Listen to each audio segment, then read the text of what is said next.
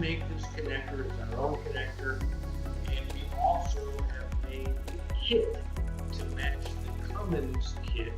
And the combined, you see the combined kit on the right-hand side, that 557 part number matches the Cummins part number for their kit. We put the R in front of it because it still has a remanufactured injector. It has the connector. It also obviously requires a core return for the kit, just like for the injector.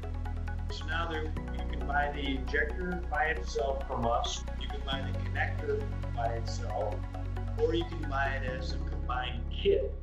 So all that's available now